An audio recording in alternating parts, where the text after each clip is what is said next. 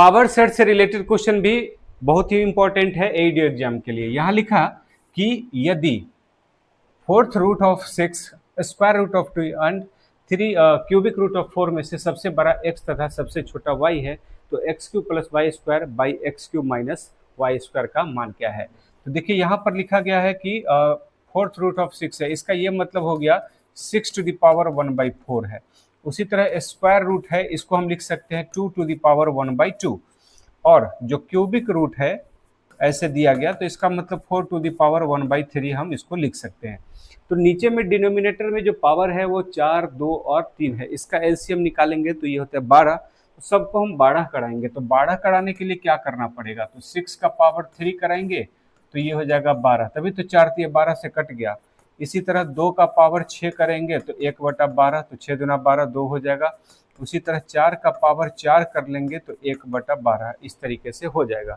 अब क्वेश्चन यहाँ है हमारे पास कि 6 का पावर 3 होता है 216, 216 का पावर 1/12, 2 का पावर 6 ये होता है 64, 64, तो 64 का पावर हो गया 1/12 और 4 का पावर 4 ये होता है 256।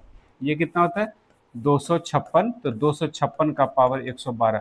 तो पावर यहाँ सेम है, सब में सेम है, तो जो नंबर सबसे बड़ा होगा तो वही हमारा सबसे बड़ा यहाँ के हिसाब से होगा। तो 256 दिख रहा है, इसका मतलब ये जो है ये हमारा x है और जो सबसे छोटा y है तो ये बीच वाला है 64, 64, तो ये y है।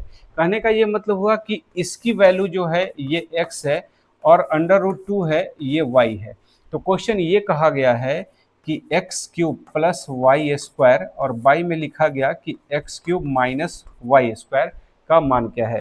तो एक्स क्यूब देखिए कि यहाँ पर जो है मैंने बोला कि जो ये वाला पावर है यानी 4 टू द पावर 1/3, अगर उसका पावर 3 करे तो 3 से 3 कट जाएगा, तो कहने का मतलब ये हो जाएगा कि 4 होगा इसका वैल्यू प्लस वाई स्क्वायर। तो अब रूट का जो स्क्वायर होता है तो रूट को हटा देता है, तो फाइनली इसकी वैल्यू हो जाएगी 2। तो 4 और 2 आ गया और नीचे हो जाएगा 4 माइनस 2, तो 4 2 मिल करके होता है 6 और 4 में से 2 माइनस होगा तो 2, ये कटेगा यहाँ पर 3 टाइम से, इसका मतलब 3 इसका राइट आंसर हो जाएगा।